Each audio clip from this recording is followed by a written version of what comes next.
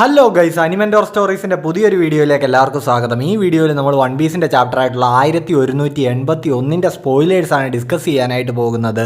Video ഇഷ്ടപ്പെട്ട് കഴിഞ്ഞാൽ എല്ലാവരും ലൈക്ക്, കമന്റ്, ഷെയർ, ഹൈപ്പ് ഒക്കെ ചെയ്തൊന്ന് സപ്പോർട്ട് ചെയ്യുക. അതേപോലെ തന്നെ നമ്മുടെ ചാനൽ ഇനി സബ്സ്ക്രൈബ് ചെയ്യാനുള്ളവർ ഇപ്പൊ തന്നെ മറക്കാതെ സബ്സ്ക്രൈബ് കൂടി ചെയ്തു വെച്ചേക്കുക. ഇതൊരു കിടിലൻ ചാപ്റ്റർ ആണ്, അതുകൊണ്ട് ഞാൻ അധികമൊന്നും പറഞ്ഞ് ബോറടിപ്പിക്കുന്നില്ല. നേരെ നമുക്ക് സ്പോയിലേഴ്സിലേക്കും കടക്കാം. ചാപ്റ്ററിന്റെ പേര് ഗോഡ് ആൻഡ് ഡെവിൾ എന്നാണ്, അതായത് ദൈവവും ചെകുത്താനും. ഇവിടെ ലോക്കിയും ഇമുവും തമ്മിലുള്ള ഫൈറ്റ് ആണ് ചാപ്റ്ററിൽ കാണിക്കുന്നത്. ലോക്കി ഗോഡ് ഓഫ് വാർ ആണെന്ന് ഇപ്പൊ നമുക്കറിയാം. അതേപോലെ തന്നെ ഇമു ആണ് ഡെവിൾ.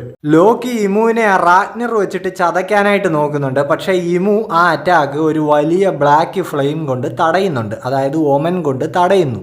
ശേഷം ഇമു അവന്റെ ബോഡിയുടെ സൈസ് വലുതാക്കുന്നുണ്ട്. ഇപ്പൊ അവൻ ഏകദേശം ലോക്കിയുടെ അത്രയും വലിയ സൈസിലാണ് നിൽക്കുന്നത്. ഇമു ഇപ്പോൾ ഒരു ജയന്റ് ബ്ലാക്ക് സോഡ് സമ്മൺ ചെയ്യുന്നുണ്ട്. അതിന്റെ പേര് നെമെസിസ് എന്നാണ്. എന്നിട്ടിപ്പോ അവൻ ആ സോഡ് ലോക്കിയുടെ നെഞ്ചത്തേക്ക് കുത്തി ഇറക്കുകയാണ്. ഇപ്പൊ ആ സോഡ് ഡ്രാക്കുൾ മിഹ്വാക്കിന്റെ സോഡുണ്ടല്ലോ, യോറു, അതുമായിട്ട് നല്ല സാമ്യമുള്ളതാണ്.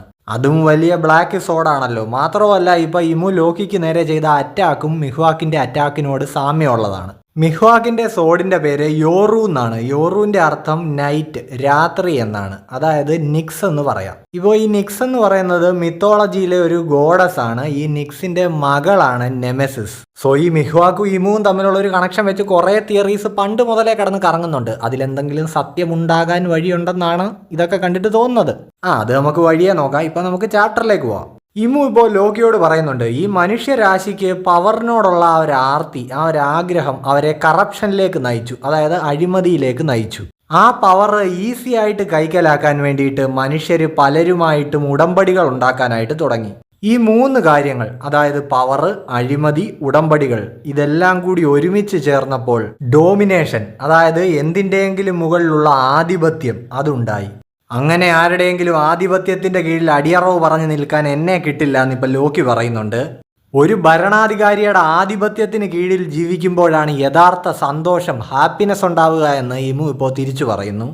എന്നിട്ട് ഇമു പെട്ടെന്ന് ജോയ് ബോയിയെ പറ്റി ഓർക്കുന്നു. ശേഷം ഇമു ദേഷ്യത്തോടെ ചോദിക്കുന്നുണ്ട്, എന്താ ഞാൻ പറഞ്ഞത് ശരിയല്ലേ ജോയ് ബോയ്? സോ ഗൈസ്, അപ്പോൾ ഈ സ്പോയിലേഴ്സിൽ പറയുന്നത് പാസ്റ്റിലെ ഇവർ രണ്ടുപേരും ഫ്രണ്ട്സ് ആയിരുന്നു എന്നുള്ളതിന്റെ എന്തോ ഒരു ചെറിയ ഹിന്റ് ഈ ചാപ്റ്ററിൽ തരുന്നുണ്ട് എന്നാണ്. സോ അപ്പോൾ ഇവര് ഫ്രണ്ട്സിൽ നിന്ന് റൈവൽസ് ആയതായിരിക്കൂ.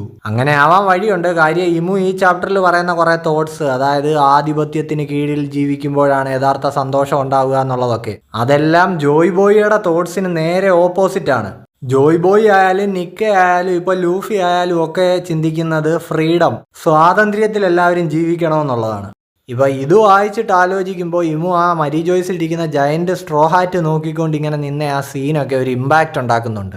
അതേപോലെ തന്നെ ഇവർ ഫ്രണ്ട്സ് ആണെന്നുള്ളതിന്റെ ചെറിയൊരു ഹിന്റ് ഓട ഈ അടുത്തിറങ്ങിയ ഒരു കവർ ഫോട്ടോയിലും ചെറുതായിട്ട് കൊടുത്തിട്ടുണ്ടായിരുന്നു. ചാപ്റ്റർ 1172 കവർ ഫോട്ടോ, അതായത് ബോൺക്ലേ സമയം കുറെ അരയന്നങ്ങളും ഒക്കെ കൂടെ നിൽക്കുന്നത്.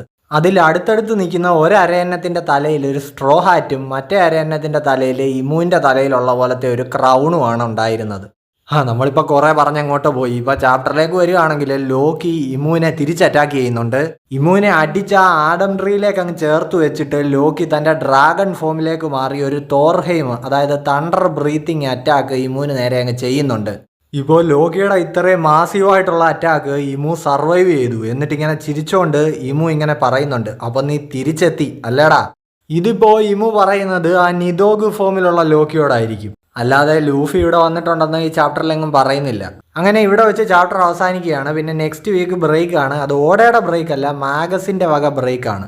സോ നിങ്ങൾക്ക് വീഡിയോ ഇഷ്ടമായി എന്ന് കരുതുന്നു. നിങ്ങളുടെ തോട്ട്സ് എന്താണെന്ന് കമന്റ് ചെയ്യാൻ മറക്കണ്ട. സോ അപ്പോൾ ഈ ചാപ്റ്ററിന്റെ എക്സ്പ്ലനേഷനുമായിട്ട് അടുത്ത ദിവസം കാണുന്നവരേക്കും എല്ലാവർക്കും ബൈ ബൈ.